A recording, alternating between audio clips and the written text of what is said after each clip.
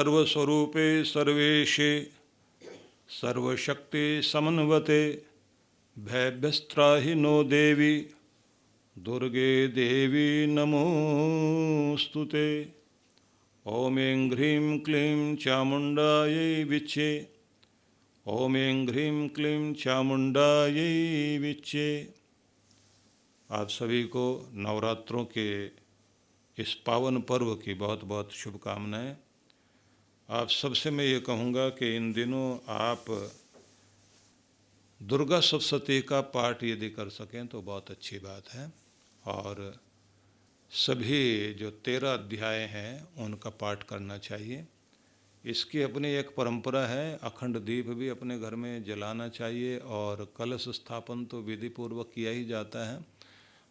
पंच पल्लव भी साथ में लगाए जाते हैं। वैसे आम्र पल्लव लगा लिए जाएं तो उसमें कितने भी पत्ते क्यों ना हो, उससे कोई बात नहीं है, लेकिन उस सब का यही अर्थ होता है कि कलश जो है उसके रूप को आप ध्यान दें तो चारों वेदों का उसमें चारों तरफ ये माना जाता है कि ज्ञान का कलश है ये, अमृत कलश है ये, और इसके मूल में शिव हैं, और इसके ऊपरी भाग में ब्रह्मा जी को माना जाता है, और कंठ में विष्णु भगवान को माना जाता है। लेकिन जो मध्य भाग है वो देवी का रूप माना जाता है।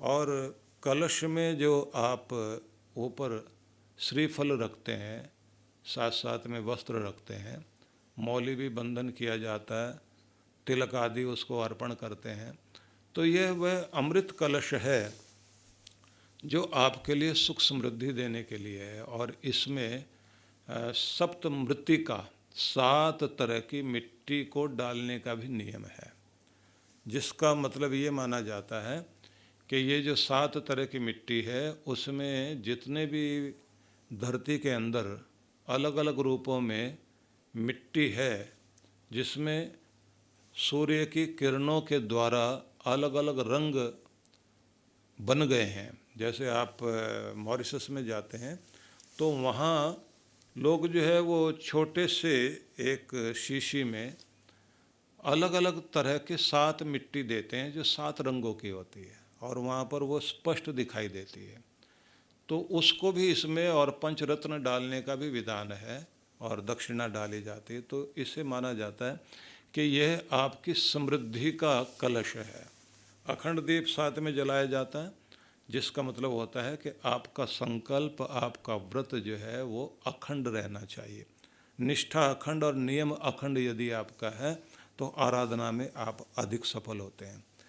यदि आप कुछ भी नहीं कर पा रहे हों तो इन दिनों में आप केवल दुर्गा सप्तशती के अंत में सप्तश्लोकी दुर्गा के जो श्लोक हैं 7, उनका पाठ जरूर कर लिया करें। ज्ञानी नाम अपि चेतांसी देवी भगवती सा बलादाकृष्य मोहाय महामाया प्रियच्छति दुर्गे स्मृता हर्षि भीति मशेष जंतो। यहाँ से शुरू करके इस दूसरे तीसरे श्लोक से आप 7 श्लोक का पाठ कर लें। तो ये 7 श्लोक जो हैं ये बड़े महत्वपूर्ण हैं। आप कहते हैं तो मैं इनको बोल करके सुना देता हूँ आपको, जिससे आपको समझ में आ जाए कि 7 श्लोक कौन से हैं। ज्ञानी नाम अपि चेतांसी देवी भगवती सह बलादाकृष्य मोहाय महामाया प्रियच्छति दुर्गे स्मृता हर्षि भीति मशेष जंतो स्वस्थे स्मृता मतिमति शुभाम ददासी दारिद्र्य दुख भयहारिणी का तो धन्या सर्वोपकार करणाय सदा दृचित्ता। ये श्लोक बोलते समय हमें ये ध्यान रखना चाहिए कि वह जो संकट काल में हमें डर से बचाने वाली शक्ति है और दुखों का नाश करती है, लेकिन हमें सब प्रकार से कुशलता प्रदान करती है, ऐसे स्वास्थ्य देने वाली और शुभ बुद्धि देने वाली जगदम्बा माँ की मैं स्तुति करता हूँ। वह करुणाद्र है, दया वाली, बहुत ही कोमल हृदय है, ऐसी जगदम्बा का स्मरण करता हूँ। सर्वमंगल मांगल्ये शिवे सर्वार्थ साधिके शरण्य त्र्यंबके गौरी नारायणी नमोस्तुते। यहाँ जो है आप सब मंगलों का मंगल तुम ही हो, कल्याण स्वरूपा तुम ही हो, सभी कामनाओं को पूर्ण करने वाली तुम ही हो, तुम ही त्रिकाल दर्शिनी हो, शरण ग्रहण करने योग्य भी तुम ही हो। हे जगदम्बा, मैं तुम्हें नमन करता हूँ क्योंकि तुम ही नारायणी हो। शरणागत दीनार्थ परित्राण परायणे सर्वस्यार्ति हरे देवी नारायणी नमोस्तुते। तो ये श्लोक उसके बाद में 5वां श्लोक बोला जाता है, जिसका मतलब होता है शरण में आए हुए भक्तों को, दीनों की, असहायों की, दुखियों की जो रक्षा करने वाली है, सबकी पीड़ा हरने वाली नारायणी देवी को मैं प्रणाम करता हूँ। तो ऐसे जो है ये श्लोक पाठ करते हुए आप 7 श्लोकों का पाठ कर लीजिए। सर्वस्वरूपे सर्वेशे सर्वशक्ति समन्विते भयभ्यस्त्राहिनो देवी दुर्गे देवी नमोस्तुते। हमें भय से बचाने वाली, सभी विश्व में समस्त ऐश्वर्यों को देने वाली जगदम्बा माँ, मैं आपको प्रणाम करता हूँ। तो ये 7 श्लोक जो है, क्योंकि मैंने 5 आपको सुनाए हैं, 7 श्लोकों का आप पाठ करते हैं हर दिन, तो आपकी हर दिन की स्तुति पूरी हो जाती है। और नित्य निरंतर भी आराधना में हमें जो है देवी माता की ये श्लोक पाठ करते हुए स्तुति करनी चाहिए। और इसमें आप जो है बीज मंत्र का भी अगर पाठ करते हैं, ओम ऐं ह्रीं क्लीं चामुंडाय विच्चे, तो भी बहुत अच्छा है। या फिर एक ही श्लोक लोग बोल लेते हैं, जयंती मंगला काली भद्रकाली कपालिनी दुर्गा शिवा क्षमा देवी स्वाहा सुधा नमोस्तुते। इसके 9 रूप है, जयंती मंगला काली भद्रकाली कपालिनी दुर्गा क्षमा शिवा धात्री स्वाहा सुधा नमोस्तुते, कि आपके इन 9 रूपों को मैं प्रणाम करता हूँ। तो इन श्लोकों का पाठ करते हुए आप जगदम्बा जगजननी माँ परमेश्वरी की कृपाओं को प्राप्त कर सकते हैं। देवी भागवत महापुराण के विषय को ध्यान में रख करके जब आप लोगों कथाओं को सुनते हैं तो वहाँ तो बहुत विस्तृत वर्णन है, लेकिन इस दुर्गा सप्तशती में भी आपको 3 चरित्र के विषय में विशेष रूप से पढ़ने को मिलता है। शुंभ निशुंभ आदि की जो कथा पढ़ने को मिलती है, तो उसमें 3 तरह के राक्षसों का वर्णन करते हुए ये समझाया गया कि इन तीनों का नाश दुर्गा माता ने किया। उस संबंध में भी मैं आपको समझाऊंगा, क्योंकि वहाँ लोभ, क्रोध और काम तीनों को नाश करने के लिए जगदम्बा माँ ने अपना लीला वाला रूप प्रकट किया था।